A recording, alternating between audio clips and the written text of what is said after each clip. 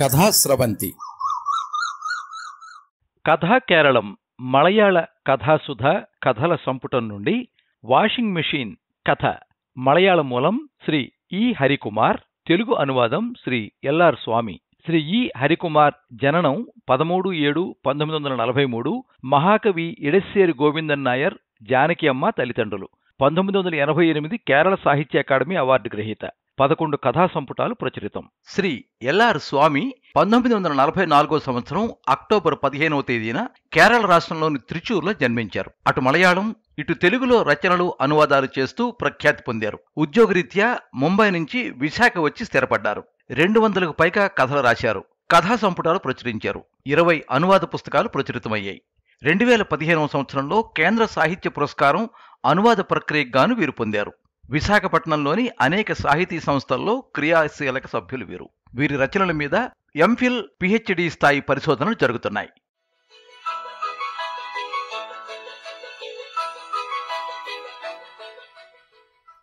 మాలినికి ఆశ్చర్యం అనిపించింది. రాధ చెప్పిన మాట నమ్మలేకపోయింది. కాని రాధ అబద్ధమాడేలా అనిపించలేదు. మిగతా విషయాలు చెప్తున్నట్టు మామూలుగానే చెప్పింది. నిజమేనా? కళ్ళు పెద్దవి చేసి ఆశ్చర్యంగా అడిగింది. మీ ఇంట్లో కూడా వాషింగ్ మెషీన్ ఉందా? ఉందండి, బట్టలు వాషింగ్ మెషీన్లో వేస్తూ అంది రాధ. ఆ 12 ఏళ్ల అమ్మాయి వాషింగ్ మెషీన్ అంత కూడా లేదు. ఒక చెక్క ముక్క మెషీన్ ముందు వేసి దానిమీద ఎక్కి నిలబడి బట్టల మెషీన్లో వేస్తోంది. ట్యూషన్ టీచర్ వద్ద నుంచి తప్పించుకుని వచ్చింది మాలిని. 20 నుంచి 40 వరకు అంకెలు రాయమని పురమాయించి టీ తాగడం మొదలుపెట్టింది టీచర్. ఆమె చూడకుండా మెల్లగా తప్పించుకుని వచ్చింది మాలిని. టీ తీసుకోగానే ఇంటికెళ్లే తొందరలో ఉంటారు టీచర్. అందువల్ల అమ్మ స్నానానికి కేకేసినంత వరకు మాలిని స్వతంత్రంగా తిరగవచ్చును. అలాంటి సమయంలో రాధతో మాట్లాడుతూ గడుపుతూ ఉంటుంది. రాధ గదులు ఊడ్చేటప్పుడు, బట్టలు ఉతికేటప్పుడు ఆమెతో మాట్లాడుతూ ఉంటుంది. ఎక్కువగా బడి విషయాలే మాట్లాడుతుంది. లేకపోతే నర్సరీ పాటలు పాడి డాన్స్ చేస్తుంది. ఒత్తిన మార్బుల్ నేల మీద పడిన మాలిని పాదముద్రలు చూసి రాధ హెచ్చరిస్తుంది. నేను ఒత్తిన చోట తొక్కేశావు, అమ్మ చూస్తే తంతుంది. ఆ మాటలు పట్టించుకునేది కాదు మాలిని. ఒక్క చదువు గురించి అమ్మ తిడుతుందని మాలినికి తెలుసు. మాలిని బాగా చదివి డాక్టర్ కావాలనేది తల్లి కోరిక. డాక్టర్ వృత్తి అంటే ఆమెకి పిచ్చి అభిమానం. వ్యాపారం చేసే తన భర్తని కాకుండా, సమస్యలు లేకుండా గదిలో కూర్చుని డబ్బులు సంపాదించే డాక్టర్ని అసూయతో చూసేది ఆమె. తన భర్త ఒక గొప్ప డాక్టర్ కన్నా ఎక్కువ సంపాదిస్తున్నా డాక్టర్కి లభించే గౌరవం లభించదని ఆమె అభిప్రాయం. తన కూతుర్ని ఒక స్నాబ్గా పెంచే ప్రయత్నం చేస్తోంది. తనకన్నా తక్కువ స్థాయిలో ఉన్నవారిని చిన్నచూపు చూడటం, ఎక్కువ స్థాయిలో ఉన్నవారిని అభిమానించి అనుకరించడం చేసేది. అవే కూతురికి కూడా నేర్పుతోంది. అందువల్ల రాధ ముచ్చటపడి మాలిని ఇంటికి ఒకసారి తీసుకుని వెళ్తానన్నా ఒప్పుకునేది కాదు. దరిద్రం ఒక అంటువ్యాధి అని నమ్ముతూ కూతురిని దానికి దూరంగా ఉంచాలని ఆమె అనుకునేది. రాధ వాషింగ్ మెషీన్లో బట్టలు వేస్తూ ఉంటే హఠాత్తుగా అంది మాలిని, మాకు ఈరోజు కొత్త వాషింగ్ మెషిన్ వస్తుందిగా. కొత్తదా? అవును, ఇది బాగానే ఉందిగా. ఇది కొని ఏడాది కూడా కాలేదుగా. ఇది ఆటోమేటిక్ కాదట, కొత్తది ఆటోమేటిక్. అమ్మగారు ఏ ఇంట్లోనో ఆటోమేటిక్ మెషిన్ చూసి ఉంటారని వెంటనే కొనమని అయ్యగారిని నలిపేసి ఉంటారని అనుకుంది రాధ. చూడండి, అమ్మగారి గొంతు అనుకరిస్తూ అంది రాధ. మీరేం చేస్తారో నాకు తెలియదు. వాళ్ళ ఇంట్లో ఉన్నటువంటి మెషిన్ మన ఇంట్లోనూ ఉండాలంతే. మెషిన్ కొని వంటగదిలో ప్రతిష్ఠిస్తారు. ఆ తర్వాత అంటారు, అమ్మగారు నీవు ఈ మెషిన్ ముట్టుకోక పాతదే వాడుకో. కొత్త మెషిన్ ఇంటికి వచ్చిన వారికి ఒక ప్రదర్శన వస్తువుగా మారుతుంది. మాలిని మూతి ముడిచి రాధని కోపంగా చూసింది. తన అమ్మని ఎవరైనా కించిపరిచి మాట్లాడితే మాలినికి కోపం వస్తుంది. నీకు అసూయ, మాలిని అంది. అందుకే ఇలా అంటున్నావు. నాకు అసూయ ఎందుకు? రాధ అడిగింది. మా ఇంట్లోనే ఉందిగా వాషింగ్ మెషిన్. అబద్ధం కాదు, నిజం. నిజమైతే వీధి కొళాయి వద్ద బట్టలు ఎందుకు ఉతుకుతున్నావు? ఎందుకు? నేను 2 సార్లు చూశాను కారులో వెళ్తూ. మా మెషిన్ పాడైపోయింది, బాగు చెయ్యాలి. అబద్ధం. నిజం. నమ్మితే నమ్ము, నమ్మకపోతే నాకేంటి? మాలిని, అమ్మ పిలిచింది. రా, స్నానం చెయ్యాలి. ఆ విషయం ఖచ్చితంగా తెలుసుకోవాలనుంది మాలినికి. రాధ చెప్తున్నది నిజమేనా? సాధారణంగా రాధ అబద్ధం ఆడదు. మాలిని, అమ్మ మళ్లీ పిలిచింది. వెళ్ళు, అమ్మ పిలుస్తోంది, రాధ అంది. నీ ఇంటికి వస్తే వాషింగ్ మెషిన్ చూపిస్తావా? అమ్మ వద్దకు నడుస్తూ అడిగింది మాలిని. తప్పకుండా, కానీ మీ అమ్మగారు నిన్ను మా ఇంటికి పంపరుగా. మాలిని ఆలోచించింది. తాను రాధ ఇంటికి వెళ్లాలనే ధైర్యంతో అబద్ధమాడుతోందని అనుకుంది. ఎలాగోలా అమ్మను ఒప్పించి రాధ ఇంటికి వెళ్లాలని నిర్ణయించుకుంది. స్నానం చేస్తూ తన ఇంట్లో వాషింగ్ మెషిన్ ఉందని రాధ చెప్పిన విషయం తల్లికి చెప్పింది. రాధ ఇంట్లో వాషింగ్ మెషిన్? తినడానికే మెతుకులేదు. ఉందని చెప్తోందమ్మా. ఇంటికెళ్తే చూపిస్తానని చెప్తోంది. ఈరోజు నేను రాధ ఇంటికి వెళ్తానమ్మా. వద్దొద్దు, వెళ్ళొద్దు. రాధ ఇల్లు చెత్తగా అసహ్యంగా ఉంటుంది, కంపు కొడుతూ ఉంటుంది. నేనక్కడ కూర్చోనమ్మా, ఎక్కడా ముట్టుకోనమ్మా. వాషింగ్ మెషిన్ చూసి వచ్చేస్తాను అంతే. నీకు పిచ్చే? రాధ ఇంట్లో వాషింగ్ మెషిన్ ఏమిటి? రాధ నాన్న పోయి 5 ఏళ్లు గడిచాయి. వాళ్ళ అమ్మ పనిచేసేది మన ఇంట్లో. ఇప్పుడు అమ్మకి బాగోలేదనేగా రాధ పనిలోకి వస్తుంది. వాళ్ళకి వాషింగ్ మెషిన్ కొనడానికి డబ్బులు ఉండవు తల్లి. అయినా నేను ఒకసారి చూసి వస్తానమ్మా. వద్దు. మాలిని పేచీ పెట్టి గోల చేసింది. కూతురు గోల భరించలేక ఇష్టం లేకపోయినా చివరికి అమ్మ ఒప్పుకుంది. మాలినికి మీ ఇంట్లో ఏమీ పెట్టక రాధని హెచ్చరించింది మాలిని తల్లి. అలాగేనండి, రాధ వినయంగా అంది. అయినా తినడానికి ఏం ఉండదండి మా ఇంట్లో. నిజమే, 4 ఇళ్లలో పనిచేస్తున్నందువల్ల ఆకలి ఎరుగక రోజులు గడుపుతోంది రాధ.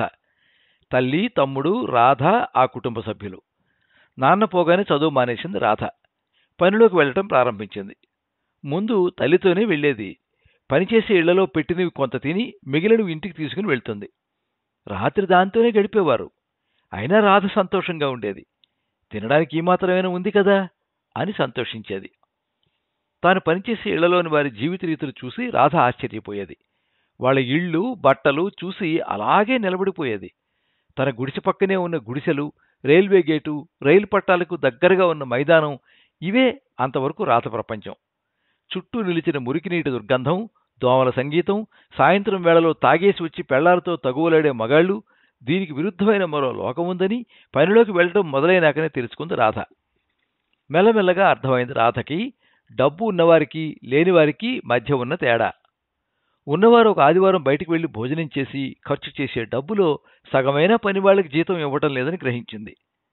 పనివారిని కొందరు దోచుకుతుంటున్నారని నినాదాలు చేసేవారు కూడా తమ ఇంటి పనివారిని దోచుకుంటున్నారని తెలుసుకుంది. పార్టీలు మారినా తనలాంటి వాళ్లు బతికే వాతావరణం మారదని అర్థమైంది రాధకి. రాత్రి 12 గంటలు దాటితే గాని కొళాయిలో నీరు రాదు.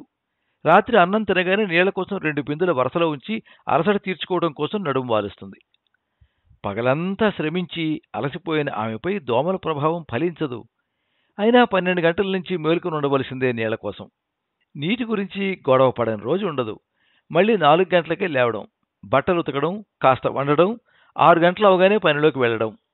కొళాయి నీళ్ల కోసం నిలబడినప్పుడు తను పనిచేసే ఇళ్లలోని స్నానాల గదులు గుర్తుకొస్తాయి రాధకి. కొళాయి విప్పగానే నీళ్లు, ఎంత కావాలన్నా ఎప్పుడు కావాలన్నా నీళ్లు. జీవిత వైరుధ్యాలను చూసి నిట్టూరుస్తూ ఉంటుంది రాధ. మీ ఇల్లు పెద్దదేనా? రాధ చెయ్యి పట్టుకుని రోడ్డు వరకు నడుస్తూ మాలిని అడిగింది. మరీ పెద్దదేం కాదు, రాధ చెప్పింది. పెద్ద ఇల్లు ఎందుకు? మేం ముగ్గురమే కదా. మేము ముగ్గురమేగా, మాలినంది. అయినా చాలా పెద్ద ఇల్లుందిగా. మీకు పనివారున్నారు కదా, గదులు ఊడ్చడానికి, గిన్నెలు తోమటానికి. మాకు పనివాళ్ళని పెట్టుకునేంత డబ్బు లేదుగా. మాలిని బుర్ర ఊపింది. వాషింగ్ మిషన్ ఎక్కడ పెట్టారు? వర్క్ ఏరియాలోనా? వర్క్ ఏరియాలోనా అంటే రాధకి అర్థం కాలేదు. 1 నిమిషం ఆగి అంది, చూస్తావుగా. రోడ్డు దాటి ఒక సందులోకి తిరిగారు. వాళ్ళ సందు బురదగాను గలీజుగాను ఉంది. బురద తొక్కకుండా వారగా నడిచి ఒక కాలిదారి చేరుకున్నారు. ఇంకా దూరమా? మాలిని అడిగింది. దగ్గరే. రైల్వే పట్టాలకు దగ్గరగా కొన్ని గుడిసెలు కనపడ్డాయి. ఒక గుడిసె మరో గుడిసెను తన భుజం మీద వేసుకున్నట్టుంది. కొన్ని గుడిసెలలో గోడలకు బదులు గోని సంచులు, ప్లాస్టిక్ కాగితాలు వేలాడుతున్నాయి. దారిలో మురికి నీరు దుర్గంధం. ఇంటికొచ్చేశాం. ఒక గుడిసె ముందు ఆగి రాధ ఉత్సాహంతో అంది. మాలిని ముఖం చిట్లించుకుంది. ఇది రాధ ఇల్లు. గుడిసె లోపలికి అడుగుపెట్టారిద్దరు. చీకటి మరియు దుర్గంధం వారికి స్వాగతం పలికాయి. ఎవరొచ్చారు నీతో? ఒక గొంతు నీరసంగా వినపడింది. శారదమ్మగారు అమ్మాయి మాలిని. మాలినియా? ఎంత ఎదిగిపోయావు! రా, ఇలా రా. కళ్ళు చీకటితో రాజీపడిన తర్వాత ఒక మూలలో నేల మీద ముడుచుకు పడుకున్న ఒక ఆవిడ కనపడింది. మాలిని కళ్ళు చిట్లించి మళ్లీ మళ్లీ చూసింది. నేల మీద పడుకుని ఉన్న ఆ రూపం ఒక మనిషి అని నమ్మబుద్ధి కాలేదు మాలినికి. చీకటి దుర్గంధం భరించలేకపోయింది ఆమె. వెంటనే బయటికి వస్తే బాగుండదని అనుకుని అడిగింది. రాధా, నీ గది అది? నాకు గదా? పక్కపక్క నవ్వింది రాధ. మాలిని దగ్గరికి వచ్చి మోకాళ్ళ మీద నిలబడింది. మాలిని కళ్ళలోనూ మోములోనూ కనపడిన అమాయకత్వం రాధ హృదయాన్ని కదిలించింది. తాను కూడా ఒక బాలికేనని, ఆప్యాయత, స్నేహం తనకు కూడా అవసరమని ఒక్క నిమిషం మర్చిపోయింది. ఒక తల్లిలా మాలిని ఎత్తుకుని ఆమె బొగ్గలపై ముద్దు పెట్టింది. తల నిమిరింది. పాపకి తినడానికి ఏదైనా పెట్టు, రాధ తల్లి అంది. ఆ మాటలకు రాధ హృదయంలో ఉప్పొంగిన ఆనంద కెరటాలు వెనక్కు సాగాయి. కెరటాలు వెనక్కి వెళ్లిన హృదయంలో ఇసుక పొరలు మిగిలాయి. మెదడులో వాస్తవాల పురుగులు పాకాయి. ఏమీ లేదమ్మా, రాధ అంది. ఉన్నాయివ్వలేం. ఇక్కడ ఏమీ ఇవ్వకూడదని, నన్ను తినకూడదని పాపని ఆజ్ఞాపించి ఉన్నారు తెలుసా? నా వాషింగ్ మెషీన్, మాలిని అడిగింది. వాషింగ్ మెషీనా? నీ వాషింగ్ మెషీన్ చూపిస్తానని అన్నావుగా? అదా, చూడు ఇక్కడే ఉందిగా వాషింగ్ మెషీన్. చూడు, ఆ మూల చూడు. మాలినికి ఏమీ కనపడలేదు, రాధ అమ్మ తప్ప. ఆ మూలలోనా? అక్కడున్నది మెషీన్ కాదే, మీ అమ్మ కదూ? అవును, అమ్మే. అమ్మే మా వాషింగ్ మెషీన్. రాధ కళ్ళ నుంచి కన్నీరు జాలువారింది. మెషీన్ పాడైపోయింది. ఎన్నో ఏళ్లు పనిచేసింది కదా. ఇప్పుడు బయటకు పరిగెత్తింది మాలిని. ఆగు, రాధ పిలిచింది. మాలిని ఆగలేదు. పరిగెత్తింది. వెనక్కి తిరిగి చూడకుండా పరిగెత్తింది. నేను అమ్మ దగ్గరికి వెళ్ళాలి.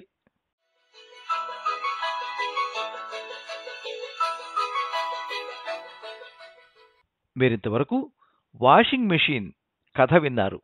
మలయాళ మూలం శ్రీ ఇ. హరికుమార్, తెలుగు అనువాదం శ్రీ ఎల్ఆర్ స్వామి. వినిపించిన వారు పప్పు భోగారావు.